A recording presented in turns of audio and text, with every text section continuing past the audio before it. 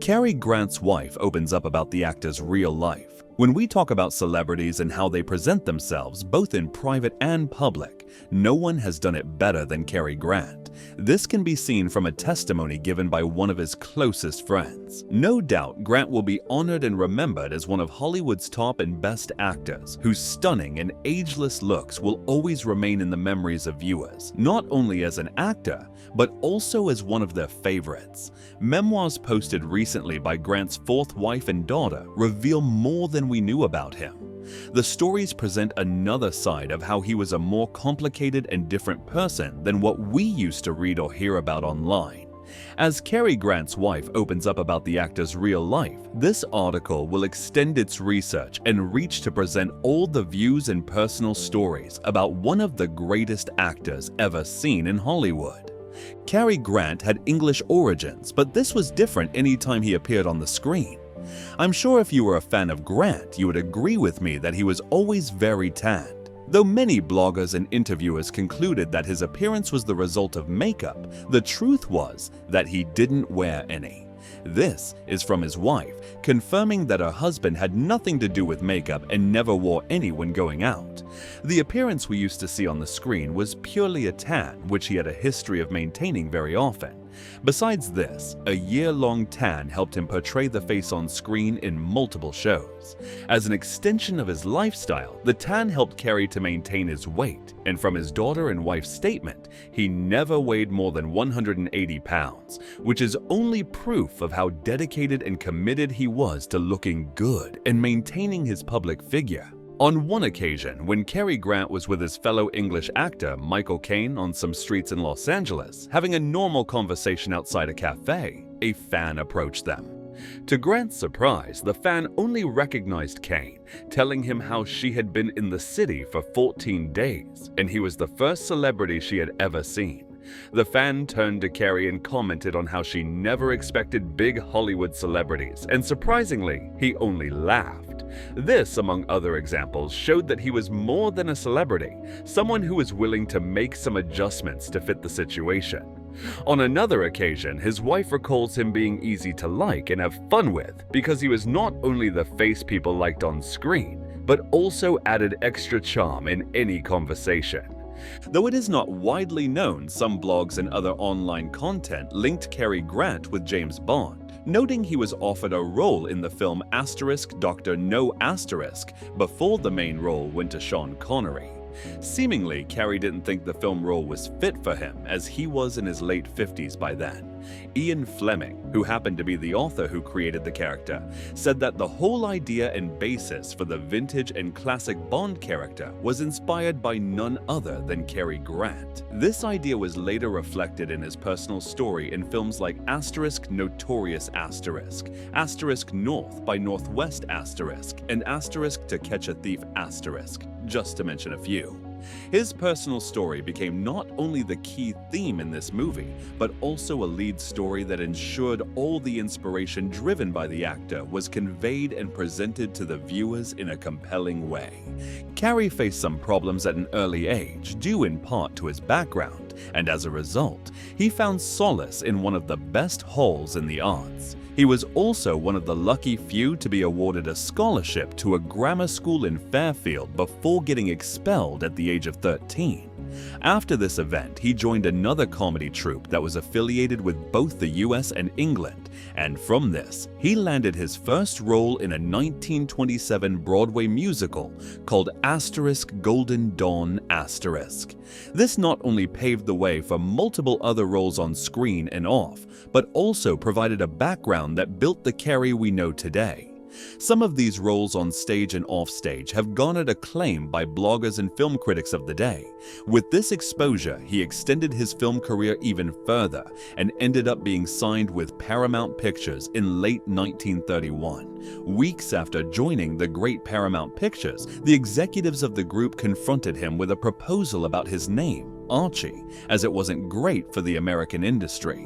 One of the executives told Mr. Cary, who admitted it didn't come out quite well in England either. The official suggested a new name, Cary Lockwood, but the Universal Pictures team felt the surname was too similar to other actors in the film industry. After narrowing down the potential names, the celebrity settled on Grant, and Cary Grant was introduced. That's how he changed from his original name to Cary Grant. Although history will remember Cary Grant as one of the best actors in Hollywood, he did have some ups and downs. One of the worst was failing his first on-screen test. An associate of Fox Film Group gave him a test to see if he would fit on the industry screen. After a series of scouting hunts, it turned out to be the other way around. One of the reasons that led to this first rejection was that he had a thick neck, and some also said he was bow-legged. While this might have caused him to miss some of the great silent-era American movies, he was able to rise and find better and more successful opportunities elsewhere, with one of his landing spots being with the talkies.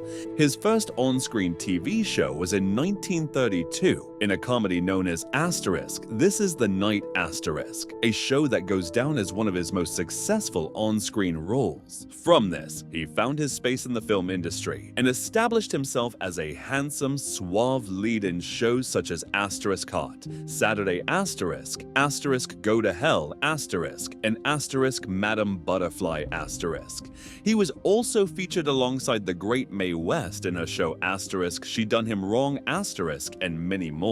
In this show, Mae credits herself with the ability to discover him, and also, having starred in his previous movies, she attributes featuring him to helping Cary secure more deals in the acting industry. Just like any other story of great men, he had a list of movies that threatened to ruin and potentially end his career. Though this list is made up of shows that might still have been the best in the industry, they appeared to be the darker side of Cary. After a series of rejections and him refusing to be an example of failure, Cary's perseverance eventually paid off. The comedy show under the screen name Asterisk, The Awful Truth Asterisk, was released in the late 30s and began a string of screen hits. Schwartz, a movie critic for the Asterisk Atlantic Asterisk, called this the most amazing and most spectacular run ever for any actor, especially in the American market. It is from this movie that he received 2 award nominations for Best Actor for Asterisk Penny Serenade Asterisk in the late 1940s and also in 1944. Multiple sources confirm that Grant did not serve directly in the war, but his contribution still had an impact. In his acting career, he received the Royals Medal for Services in Freedom. It is from this that we find out he was hired as an actor spy, who actually went ahead and spied on his wife and fellow actor, Woolworth Barbara, during the time of the Cold War. The Hutton family, to which Barbara belonged, was one of the most well-known and richest families, but they were believed to have some affiliation with fascists or perhaps even direct support. Besides this, Cary donated his entire paycheck from 2 shows to war efforts, and his philanthropic act led him to be recognized as one of the contributors to the cause of freedom. Cary attracted a significant amount of online attention for his legendary acts and the interest of filmmaker Hitchcock, one of his favorites. This includes The Great Asterisk, To Catch a Thief Asterisk, and Asterisk Suspicion Asterisk, in which he worked alongside Grace Kelly. From his point of view, he thought he was going to win an Oscar, but these films opened more doors for him in the movie industry. It was from these favorite films that he was expected to win, but he didn't receive any Golden Awards, despite being picked and nominated for Best Actor in 5 different categories. It has been recorded and noted by his ex-wife that Cary wasn't the type of actor to win small awards because in most of the shows, he made the whole performance look effortless. Multiple sources link Cary's history outside of acting to a desire to spend more time with family. His daughter Jennifer was born in 1966, around the same time he decided to retire from acting to have more time with her. He then refocused his entire attention on the business world and later joined the board of executives for cosmetic producer Fabergé. Though many bloggers and online sites associate this with a ceremonial appointment, many fans were surprised to see him advance even further as a business person. He continued to excel in the business world by being nominated to other boards, such as Hollywood Park, which later shifted to Pinnacle Entertainment, and Delta Airlines, which later merged with Western Airlines in 1987. He also joined the board of directors of MGM Studios in 1975, among others. His ex-wife noted that it was from this position that she realized he was more than just a TV actor. He was someone who could manage things outside of the entertainment world, as evidenced by his outstanding record in Hollywood during his time as part of the team. As an actor, his on-screen life ended when his daughter was born, but sources confirm he stopped appearing in multiple production companies in 1952. When asked about his early retirement, he said he didn't see his old approach on screen lasting forever, especially with the likes of Marlon Brando and James Dean quickly taking the film industry to another level. He also added that his decision was a sign of respect to the great Charlie Chaplin, who was shunned by a series of Hollywood figures for his strong beliefs. Cary's intention was to spend more time with his daughter. In his life, Cary Grant was a great man, someone who would enjoy normal tours to different cities for a simple conversation with the great public. During these visits, he would record some clips of his shows in different cities and try to respond to questions asked by his viewers. It was in one of these appearances that Cary suffered a devastating stroke and died shortly afterwards.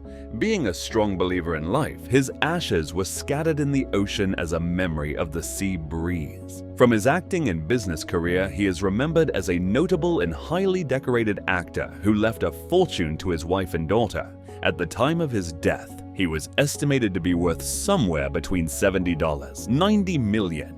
But as for his last words, which we won't be able to know unless we involve the doctors, one thing is sure, they were not the last quotes the industry heard from Cary. If there is a celebrity with a broad story in terms of love and marriage, then Cary would take the high table to delegate the duties. Barbara Harris was married to Grant when he died. However, she was actually the fifth woman he had an affair with. Cary's first wife was Virginia Cherrill, whom multiple sources trace back to 1934, but Cary was accused of some sort of domestic abuse and their marriage ended in a split. At 42, he married Barbara Hutton, who was later counted among the most notable and richest women in the world. They also went their separate ways in 1945.